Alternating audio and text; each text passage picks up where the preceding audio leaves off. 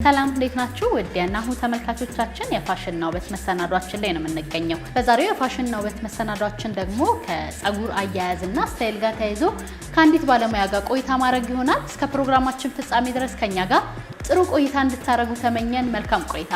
ሰላም ሰላም፣ እንዴት ነሽ? አለንልሽ። በቅድሚያ ራስሽን ለተመልካቾቻችን አስተዋውቂልን።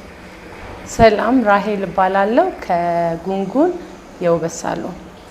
እንግዲህ በቀደሙ ጊዜያቶች ሰዎች ራሳቸውን ከመጠበቅ ከማስዋብ አንፃር አለባበሳቸው ላይ ነበር ትኩረት የሚያደርጉት። አሁን ግን በተለየ መልኩ ሰዎች ስለ ፀጉራቸው መጨነቅ ጀምረዋል። አንቺም ከዛ በተያያዘ የማማከር ስራ እንደምትሰሪ ይታወቃልና እንዴት አሰብሽው?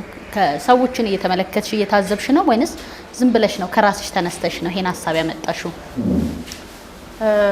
እውነት ለመናገር ያው የፀጉር ስራ ከውበት ጋር የተገናኘ ነው። አሁን ደግሞ ሁሉም ሰው ስለ ውበት የተሻለ አስተሳሰብ አለው። ስለዚህ እኔም እንደ ባለሙያ የራሴን ምን ማድረግ አለበት፣ አንዳንዴ ቆንጆ ፀጉር ይኖርንና ምን ማድረግ እንዳለብን አናቅም። አንዳንድ ጊዜ ደግሞ ፀጉራችን ይበላሽና ምን ማድረግ እንደምንችል አናቅም።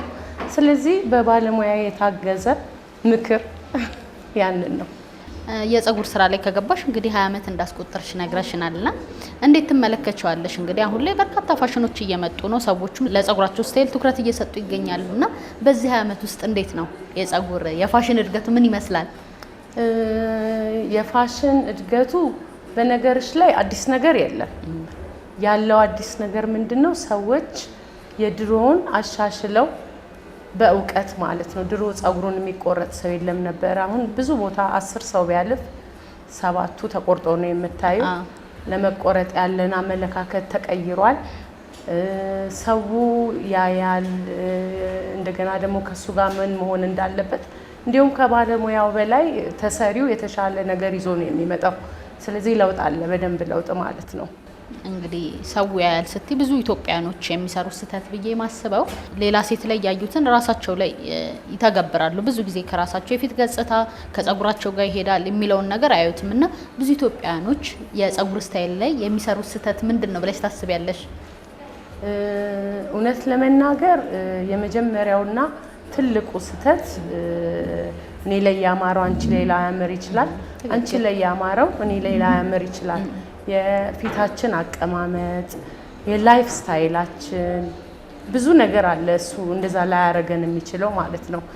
የባለሙያው ትልቁ ጥቅም ምንድነው? አንድ ሰው ይህንን እፈልጋለሁ ሲል እንደ ሀሳብ ይቀበለዋል። ከዛ ውጪ ግን ባለሙያ ጥቅሙ ከመጣው ሰውዬ ጋር የፊቱን የፀጉሩን ቴክስቸር አይቶ ምክር ይሰጣል። ከዛ ነው ተስማምቶ ስራው የሚሰራው ማለት ነው። አሁን ላይ እንግዲህ እንደነገርሽን ከላይፍ ስታይል ጋር ተያይዞ የፀጉር ስታይል አብሮ እንደሚሄድ ነግረሽናልና የፀጉር ስታይል እና የላይፍ ስታይል ምን ያገናኘዋል ብለሽ ታስቢያለሽ? በጣም ያገናኘዋል። ለምሳሌ ኦፊስ የምትሰራ ሆቴል የምትሰራና ፕሮፌሽናል የሆኑ ቦታ የሚሰሩ ሰዎች የፀጉር ስታይላቸው፣ የፀጉር ቀለማቸው እያንዳንዱ ነገር ይለያያል ማለት ነው። ስለዚህ የሚመርጡትን ነገር ከኔ ጋር ይሄዳል ወይ ከስራዬ ጋር ይሄዳል ወይ? ለምሳሌ በጣም ብዙ ፀጉር ያላት ቶሎ ቶሎ ፀጉሯን መሰራት የማትችል ሴት በቀላሉ ፀጉሯን መቆረጥ አትችልም። ፀጉራችንን ከመቆረጣችን ወይም ደግሞ ቀለም ከመቀባታችን በፊት ምን አይነት ፀጉር አለኝ ወይ ደግሞ ምን አይነት ስራ አለኝ የሚቀበለው ማለት የሚቀበለው ሰው ምን አይነት ነው የሚለውን ነገር የመጀመሪያ ስራችን መሆን አለበት ማለት ነው። ቢሮ ውስጥ የሚሰሩ ሰዎች ምን አይነት የፀጉር ስታይል ቢከተሉ መልካም ነው ብለሽ ታስቢያለሽ? ብዙ ጊዜ ቢሮ ውስጥ የሚሰሩ ሰዎች ዳርክ ቀለም ያላቸው የፀጉር ቀለም እና አጭር ወይም ደግሞ ወደ ኋላ ማስያዝ አይነት ስታይል ቢጠቀሙ ስራውም አንዳንድ ጊዜ ያስገድዳቸዋል ማለት ነው። ስለዚህ እንደሱ ቢያደርጉ ሞር የተሻለ ነው።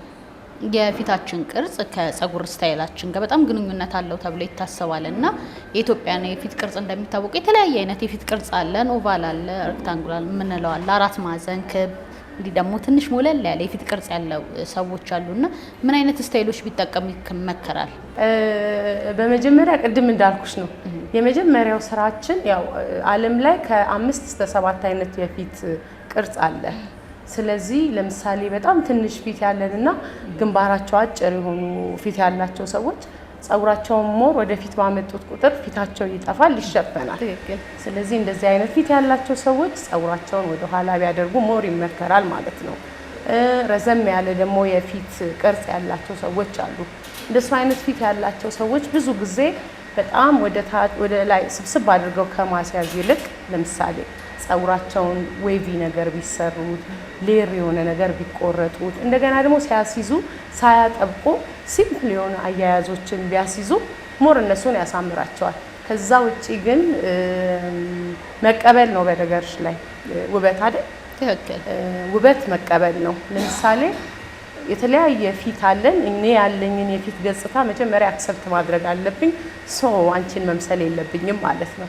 ስለዚህ ከኔ ጋር ያማረና ይመቸኛል ብዬ የምለውን ነገር ማድረግ እችላለሁ ማለት ነው። ብዙ ሰዎች የሚሰሩትም ስህተት ይሄ ነው ብዬ አስባለሁ። ቀደም እንዳልሽው ሌላኛዋ ሴት ላይ ያማረው ነገር እኔ ላይ ያምራል ብሎ ማሰቡ በራሱ ትክክል አይደለም እና አሁን ደግሞ እሱን እየነገርሽን ያለሽው የፊት ቆዳ ከለር ከጸጉር ስታይል ጋር ግንኙነት አለው። ጠቆር ያለች እንግዲህ እኛ ኢትዮጵያኖች የተለያየ አይነት የፊት ከለር ነው ያለን። ቀላ ያለ አለ፣ ጠየም ያለ አለ፣ ትንሽ ደግሞ ጠቆር ያለ አለና የፊት ቆዳ ከለር ከጸጉራችን ስታይል ጋር ግንኙነት አለው ወይስ ምንም የሚያገናኘው ነገር የለም? እውነት ለመናገር አለው። ለምሳሌ ብዙ ጊዜ ምን ይባላል ዳርክ ወይም ደግሞ ጠቆር ያለ የፊት ከለር ያላቸው ሰዎች እኔንም ጨምሮ ማለት ነው ብዙ ከቆዳችን ጋር የማይጣላ አይነት ከለር ብንጠቀም ይመረጣል። ላይት ስኪን ያላቸው ላይት የሆኑ ከለሮችን ቢጠቀሙ ብዙ ጊዜ አይጋነንባቸውም። አሁን አንዳንድ ጊዜ አይተሽ ከሆነ በጣም ጠቆር ያሉ ወይም ደግሞ ጸይም የሚሆኑ ሰዎች በጣም ይሄ ሬድ በጣም ቦግ ያለ ቀለም ሲቀቡ ከፊታቸው ይልቅ ጸጉራቸው ነው የሚታየው። ካልሆነ ምንድነው ማድረግ ያለብን? ጸጉራችን ከለር ስንቀይር ሙሉ ስታይላችን አንድ ላይ መቀየር አለበት። ለምሳሌ አለባበሳችን ሊሆን ይችላል፣ የምንጠቀማቸው ሜካፖች ሊሆን ይችላል። እሱን ባላስተካከልን ቁጥር በቃ ሰዎች ቀድሞ የሚያዩት ጸጉራችንን ነው። ስለዚህ አቴንሽን ይስባል ማለት ነው። ስለዚህ ብዙ ጊዜ ዳርክ ስኪን ያላቸው ሰዎች ዳርክ የሆኑ ነገሮችን ቢጠቀሙ ይመከራል። ላይት ስኪን ያላቸው እነሱ ብዙ ጊዜ አያስቸግርም። እውነት ለመናገር ከለራቸው ግን ካለን የፊታችን የከለራችን ጋር ብናቀራረበው የተሻለ ነው ብዬ ነው የማስበው።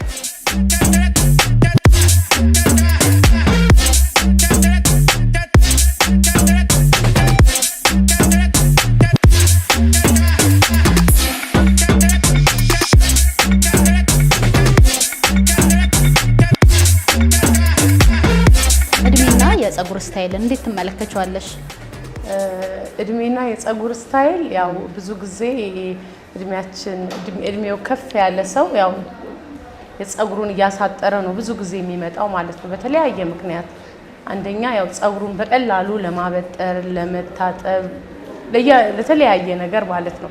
ፕላስ ብዙ ጊዜ ጸጉራችን ባጠረ ቁጥር ያው ምንድነው ያንግ ሉክ እንደሱ አይነት ነገር ብዙ ጊዜ ያጋጥማልና እኔ እንኳን ቀድሜን የጀመርኩት ማሳጠር እኔን አይመለከትም፣ ያምርብሻል እንጂ። ከዛ በተረፈ ግን ያው ከእድሜያችን ጋር የምንቀባው ቀለም የምናረጋቸው ነገሮች ቁርጥም ቢሆን አጭር ሆኖ አጭር አለ ለትልቅ ሰው ተብሎ የሚዘጋጁ ቁርጦች እሱን ነው ማድረግ ያለብን ማለት ነው። ሁሉ ነገር ከእድሜ ጋር ስለሚሄድ ማለት ነው። እድሜያችን እየሄደ በመጣ ቁጥር ጸጉር የመሳሳት ባህሪ ያለው አንዳንዴም በወጣትነት እድሜ ሊከሰት ይችላል እና ሳሳ ያለ ጸጉር ያላቸው ሴቶች ምን አይነት ስታይል ቢጠቀሙ ተብሎ ይመከራል? እድሜያችን እየጨመረ ሲሄድ የጸጉራችን ቆዳችን ሁሉ ነገራችን እየተቀየረ ነው የሚሄደው። በዛ ጊዜ ማድረግ ያለብን ሳሳ ሲል ሁሉ ጊዜ ጸጉሩን ማሳጠር ጸጉሩ ቮሊዩም እንዲኖር ያደርገዋል። ብዙ ማናስረዝመው ማለት ነው። ሞር በረዘመ ቁጥር የመሳሳቱ ነገር እኛንም እያሳሰበን ነው የሚመጣው በጣም ባዶ ስለሚሆን ማለት ነው። ስለዚህ አጠር ብናደርገው ቆንጆ ያደርገናል፣ እኛንም ደግሞ ኮምፎርታብል ያደርገናል። ሳሳ ብለን የምንጨነቀውን ነገር አትሊስት ትንሽ ይቀንስልናል። ሳሳ ያለ የጸጉር አይነት ያላቸው ሰዎች እንግዲህ ረዘም ያለና የሾለ ጸጉር አላቸውና ጸጉራቸው በዛ ብሎ እንዲታይ ወይም ፋፋ ብሎ እንዲታይ ምን አይነት ስታይሎች ቢጠቀሙ ብለሽ ትመክራለሽ? ቁመቱ ሳያጥር ግን እንዴት ነው ፍፍት ያለ እንዲመስል ምን አይነት ስታይሎች ቢጠቀሙ ብለሽ ትመክራለሽ እንደ ባለሙያ? ጸጉራቸው ብዙ ጊዜ እንዲያጠር የማይፈልጉ ግን የባዶ አይነት ስሜት የሚሰማው አይነት ሰዎች ካሉ ሞር ሌየር ነው መደረግ ያለበት። እንደሱ ሲሆን ብዛት እንዲኖረው ያደርጋል። ቁመቱም ያምራል። ትንሽ ይቀንሰዋል፣ ግን በዛም አለ በዚህ የሳሳና በጣም ጫፉ ላይ ፀጉር እየሾለ ሲመጣ እያረጀ ነው የሚመጣውና ጥቅም የለውም። እሱን ማስወገድ ነው ያለብን ማለት ነው። አንዳንድ ሰው እንግዲህ ከባህሪም በተለያዩ ምክንያቶች ፀጉሩን መቆረጥ የማይፈልግ ሰው አለና ብዙ ሰው እናንተም ያጋጥማችኋል ብዬ አስባለሁ። እኔም ያው አንዳንዴ ፀጉሬን ባልቆረጠው ደስ ይለኛል፣ ግን በቆየ ቁጥር ፀጉር እየሾለ ይመጣል፣ መንታ ያወጣል ይባላልና ለእንደዚህ አይነት ሴቶች ምን ትመክሪያቸዋለሽ? እንግዲህ አሁን ቢቆረጡ ብለሻልና በደንብ ግንዛቤ የሌላቸው ሰዎች ሰው ሲቆረጥ ይደነግጣል የሚሉት ነገር አለ። ለዛ ነው የጠየኩሽና ምን ትመክሪያቸዋለሽ እንደዚህ መቆረጥ ለማይፈልጉ ሰዎች? ፀጉር ጫፍጫፉን መቆረጥ ምንም ጉዳት የለውም። ምንድነው ፀጉራችን የጫፉ ሁሉ ጊዜ ያረጃል። ያረጀውን ማስወገድ ነው። ያ የሚጠቅመው ምንድነው ስናበጥር አያያዝብንም አንደኛ ነገር። ሁለተኛ ነገር ደግሞ ይሄ ፀጉሩ ድርቅ ብሎ ተሰርቶም አያምርም፣ ጫፍ ያለው ፀጉር ማለት ነው። ስለዚህ እንዲያውም ፀጉር አንድ ጤነኛ ፀጉር በየ6 ሳምንት ጫፍ ጫፉ ትሪም መደረግ አለበት ነው የሚባለው ማለት ነው። ስለዚህ አንድ ሰው በየስንት ጊዜው ሊቆረጥ ይገባል ብለሽ ታስቢያለሽ? 3 ወር ቆንጆ ጊዜ ነው። የግድ መቆረጥ ማለት እንደኔ አይደለም፣ ግን የማያስፈልጉ እንደዚህ ፀጉራችንን ስናይ ጫፉ ያስታውቃል ሲደርቅ ማለት ነው። ደግሞ መቆረጥ ማንፈልግ ከሆነ የራሳችን ብዙ የሆነ ምክንያቶች ይኖሩናል። አንዳንዴ ፀጉራችንን ላለመቆረጥ ደስ አይነት ነገር ከገጠመን ግን ፀጉራችንን ሁሉ ጊዜ ቅባት መቀባት አለብን። በዲፕ ኮንዲሽነር ትሪት መደረግ አለበት ማለት ነው። ያንን በማድረግ ይሄ የሚሰነጠቀውን ወይም ደግሞ እኛ ጫፍ የምንለውን ነገር አቮይድ ማድረግ እንችላለን ማለት ነው። ስለዚህ ሰው እንግዲህ በየ3 ወሩ ነው ያልሽን? በየ3 ወሩ ጫፍ ይሄ በቃ እያረጀ የጫፉ ፀጉራችን በነገራችን ላይ እያረጀ ነው ሁሉ ጊዜ የሚመጣው። ምንም አይጠቅመንም ፀጉሩ ማለት ነው። ግን ያንን በተቆረጥን ቁጥር ምንድነው ጥቅሙ? ፀጉራችን ተሰርተን ያምራል፣ ረጅም ጊዜ ይቆይልናል። ድርቅ ስናበጥረው ድርቅ አይልብንም። ለአይንም በራሱ የመያያዝን ባህሪ ይኖረዋል ያስባለሁ። እውነት ነው። በጣም እንደሱ ነው የሚሆነው። ብዙ ሰው የሚመስለው ያው ፀጉር ሰሪ ፀጉር መቁረጥ የሚወድ ነው የሚመስለው፣ ግን ያ አይደለም ችግሩ። ዋናው ጥቅም ለባለቤቱ ነው ፀጉር ጫፍ መቆረጡ። ከዚህ ከፀጉር ቁርጥ ጋር አንዳንድ ሰዎች በእርጥበቱ ወይም ደግሞ ከታጠቡ በኋላ ፀጉራቸውን ይቆርጡታል። አንዳንድ ሰው ደግሞ ካክስ ከገቡ በኋላ፣ አንዳንድ ሰው ደግሞ ከተሰሩ በኋላ ፀጉራቸውን ይቆረጡታል። እና በየትኛው ጊዜ ወይም ሲታጠቡ ነው፣ ካክስ ከገቡ በኋላ ነው ወይም ከተሰሩ በኋላ ነው እንደ ፀጉር ባለሙያ እንዲቆረጡ የሚመከረው? ጥሩ ጥያቄ ነው። እንደ ፀጉሩ አይነት ነው። ለምሳሌ አንዳንድ ፀጉር ውሃ ውስጥ ሲገባ በጣም ሽሪንክ ያደርጋል፣ ይጠቀለላል። ስለሚጠቀለል እንደዚህ አይነት ፀጉሮቹን ለመቁረጥ የምትፈልጊውን ለማግኘት ያስቸግራል። ስለዚህ ደርቆ ለስልሶ ቢሆን የተሻለ ነው። አንዳንድ ፀጉር ደግሞ በጣም ዳሜጅ ይሆንና ሲደርቅ የፀጉሩን ልዩነት ማየት አትችይም። እርጥብ ሲሆን ግን ምንድነው የጫፉ ረጅም ስትሬት ይሆንና የውስጠኛው በራሱ ቆንጆ ፀጉር ይሆናል ማለት ነው። ስለዚህ ለጤነኛና የተበላሸን ፀጉር ለመለየት እርጥብ ቢሆን ይመከራል። እነዚህ ከርሊ እና ሽሪንክ የሚያደርጉ ፀጉሮቹ ግን ብሎ ድራይ ሊሆን ይችላል፣ ካስክ ገብተው ሊሆን ይችላል። በዛ መልኩ ቢሰሩ የተሻለ ይሆናሉ። ስለዚህ እንደ ፀጉር አይነት ይለያያል ማለት ነው።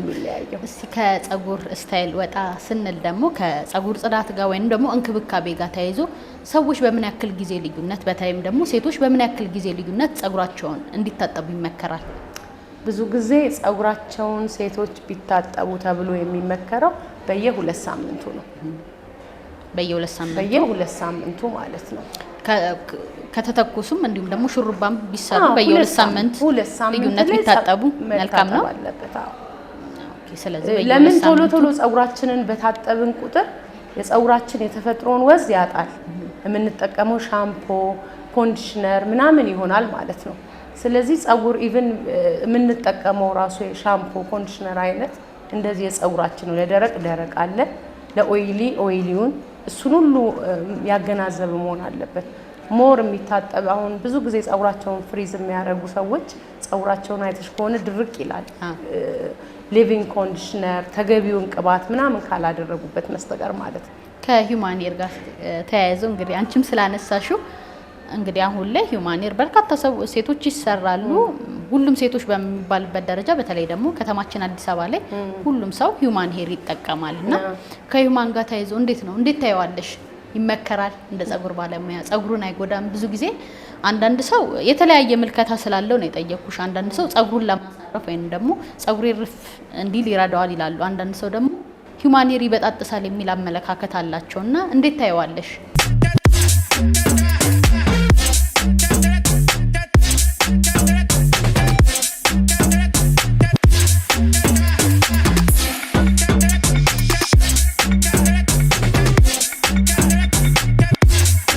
ያው አርቲፊሻል ነገር ሁሉ ጊዜ ጥቅምም ጉዳትም አለው አይደል?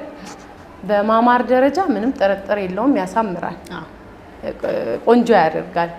ብዙ ጊዜ እኔ እንዲያው የሚያሳስበኝ ሂውመን ሄር ሰዎች እየተጠቀሙ ያሉት በጣም እርሊ ልጆች፣ አሁን ለምሳሌ ልጆች ይጠቀማሉ እድሜያቸው ለምሳሌ 17 18 ዓመት የሞላው እነሱ ልጆች ኦሬዲ ጸጉራቸውን የተፈጥሮ የተሰጣቸው ጸጉር በዛ እድሜ በጣም ያምራል፣ በጣም ቆንጆ ነው ምናምን።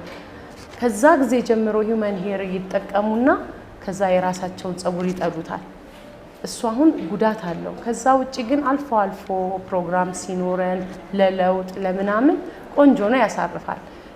ሁለተኛው ደግሞ ምንድነው ሂውመን ሄር ስንጠቀም ጸጉሩን የሚበጣጥስበት ዋነኛ ምክንያት ሂውመን ሄር ተሰርተን እዛው ላይ መታጠብ ጸጉሩን በጣም ይበጣጥሰዋል። ትክክል። ለምን ጸጉር በቀን ውስጥ እንኳን አይደለም ጤና የሌለው ጸጉር ቀርቶ ጤና ያለው ጸጉር በቀን በአማካይ ከ70 እስከ 100 ጸጉር በአይናችን ሳናየው ይረግፋል።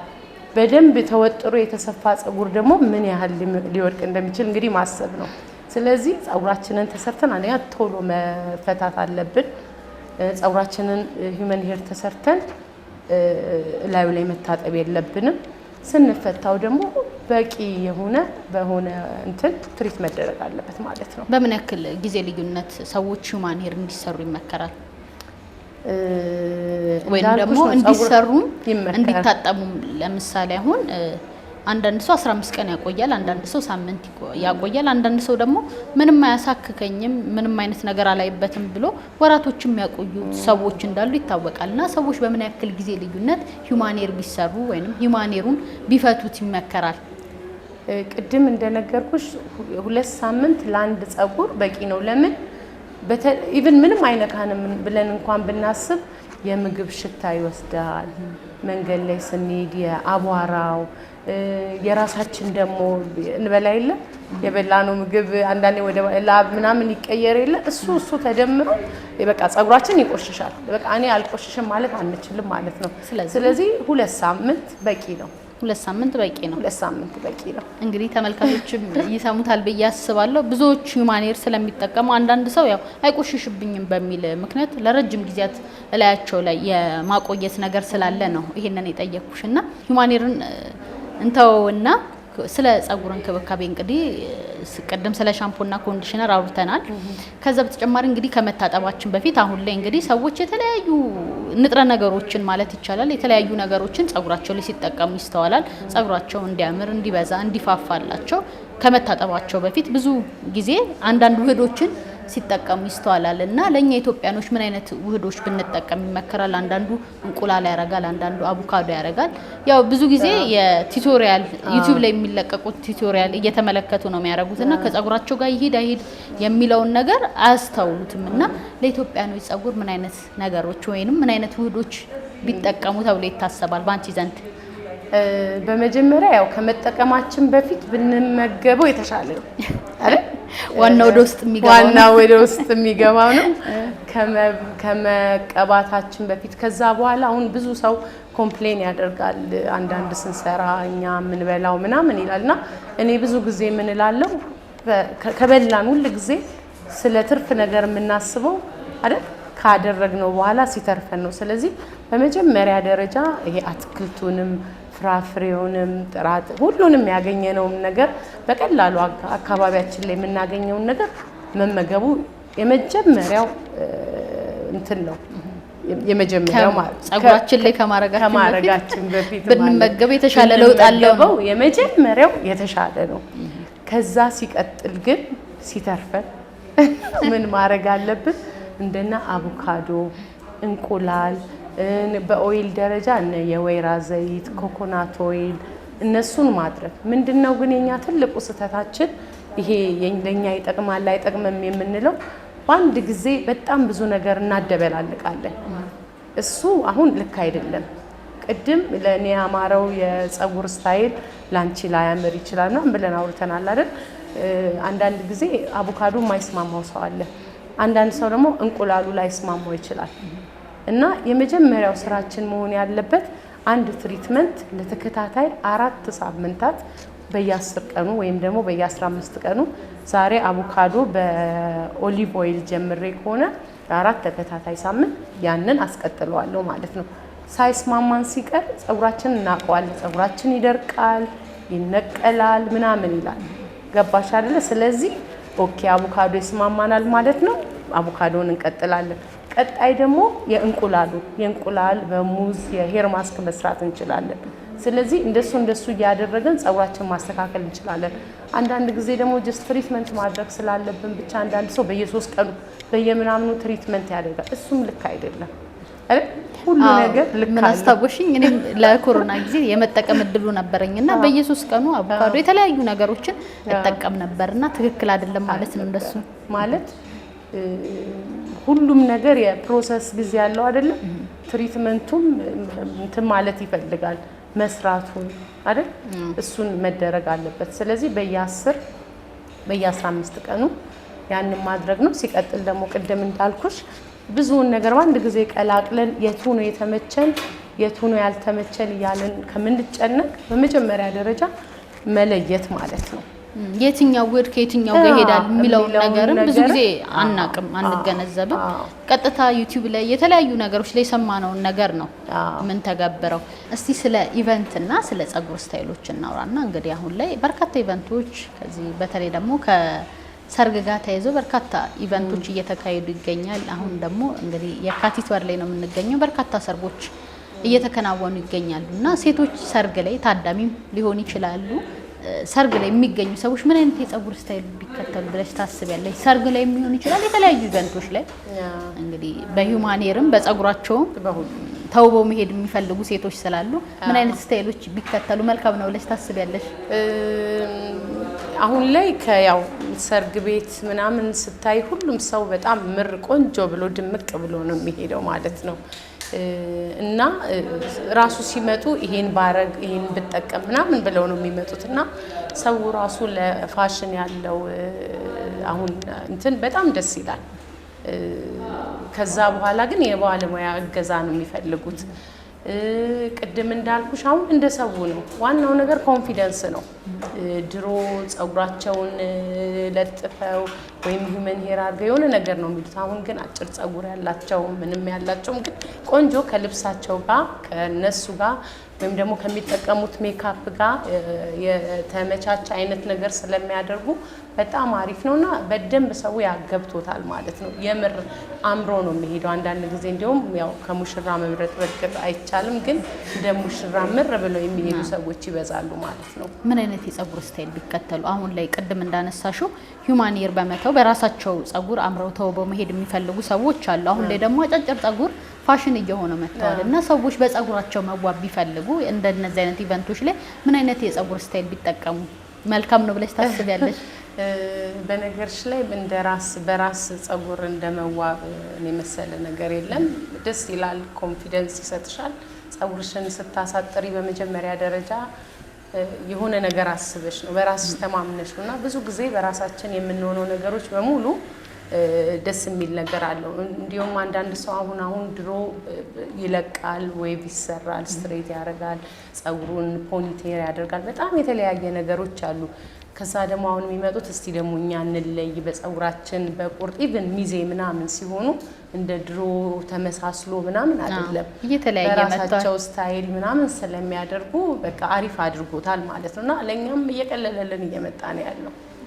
ስለዚህ በራሳቸውም ፀጉር ተውበው መሄድ ይችላል፣ በደንብ ይቻላል። እንዲሁም በተሻለ ከዚህ ከዌቭ እና ከስትሬት ጋር ተያይዞ እንግዲህ ካነሳሽ አይቀር ብዙ ሰዎች ስትሬት አይሄድብንም ዌቭ አይሄድብንም የማለት ነገር አለ። ዌቭ ቢሰሩ ያምርባቸዋል የምታያቸው ሰዎች እነማን ናቸው? እንዲሁም ደግሞ ስትሬት ቢሰሩ ይሄድባቸዋል የምታያቸው ሰዎች በአንጻሩ እነማን ናቸው? ወይም ደግሞ ምን አይነት የፊት ቅርጽ ምን አይነት እድሜ ላይ የሚገኙ ሰዎች ዌቭ ወይንም ስትሬት ቢሰሩ ትመክሪያለሽ? ብዙ ጊዜ በጣም ወጣት የሆኑት ልጆች ስትሬት መሰራት ነው የሚፈልጉት። ስትሬቱም ያሳምራቸዋል።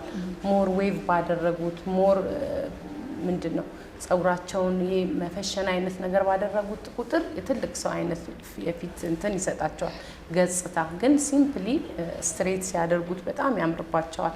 በጣም በወጣት እድሜ ክልል ውስጥ ያሉት ሌሎችም ያምርባቸዋል።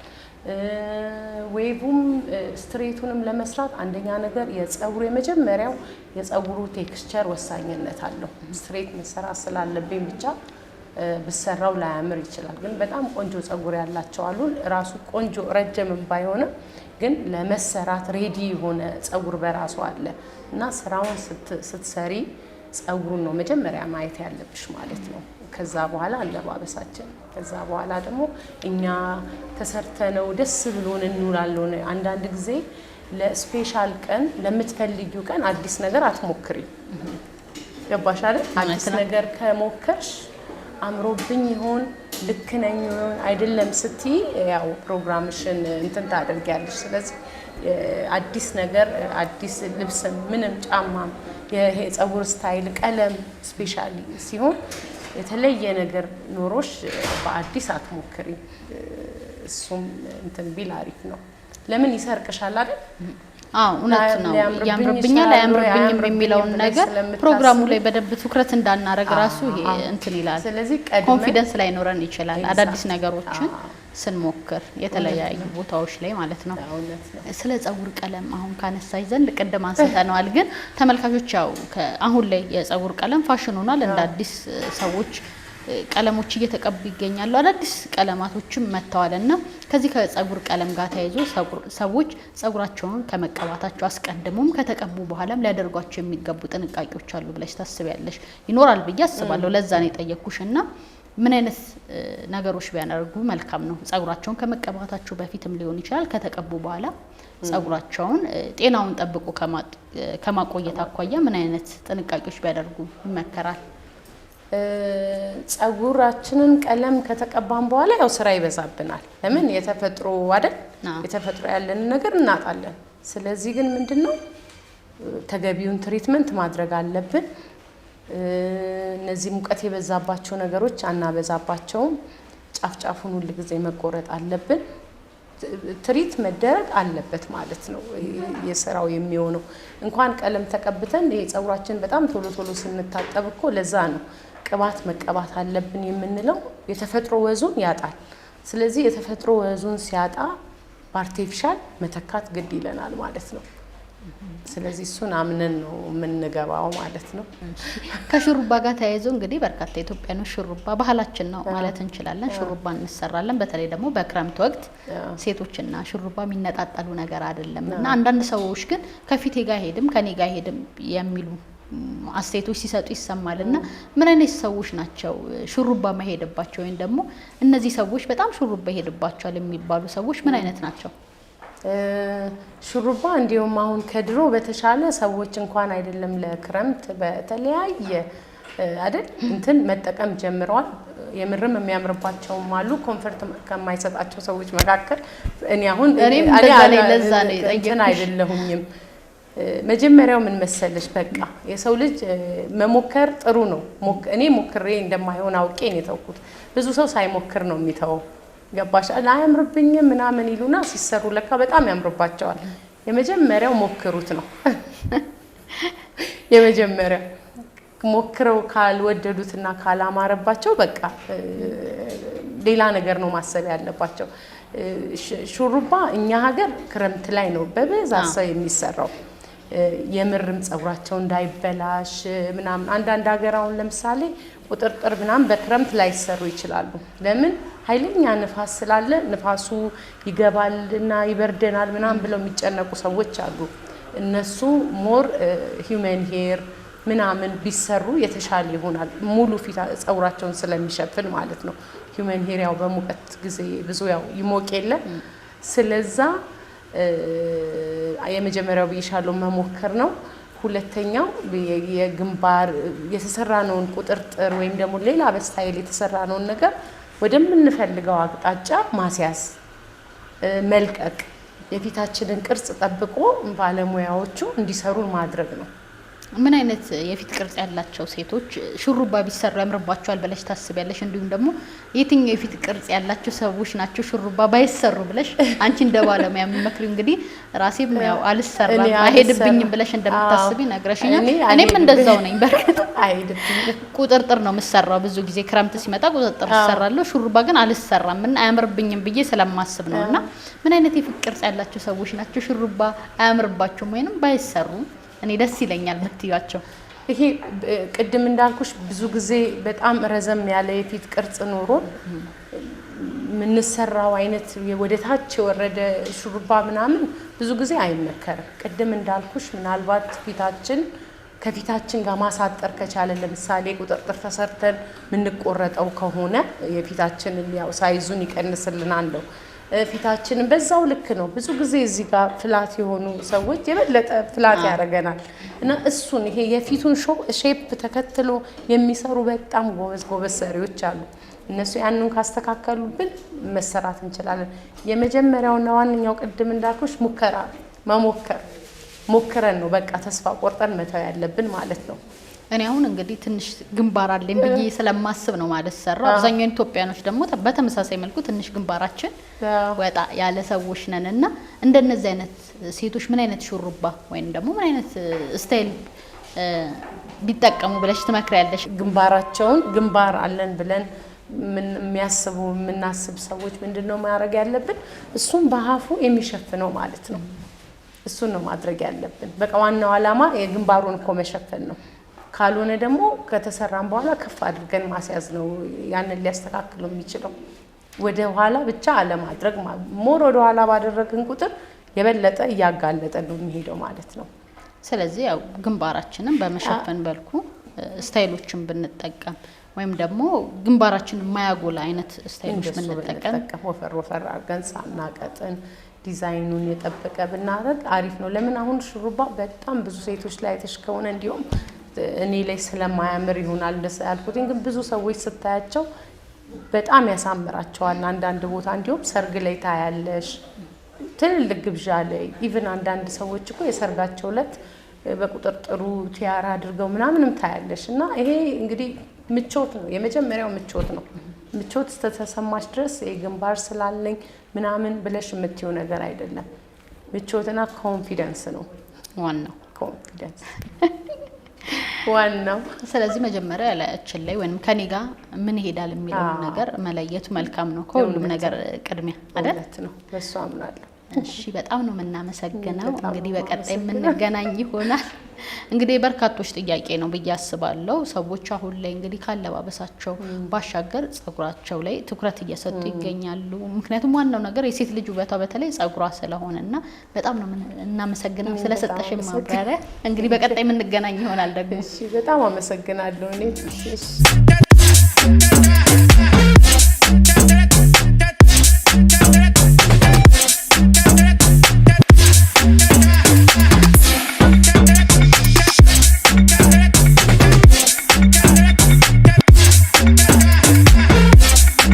ተመልካቾቻችን በዛሬው ፋሽንና ውበት መሰናዷችን ከጸጉር አያያዝና ስታይል ጋር ተያይዞ ያደረግነው ቆይታ ይህን ይመስል ነበር። በቀጣይ ሳምንትም እንዲሁ በሌላ መሰናዶ ተመልሰን የምንገናኝ ይሆናል። እስከ ሳምንት መልካም ሳምንት።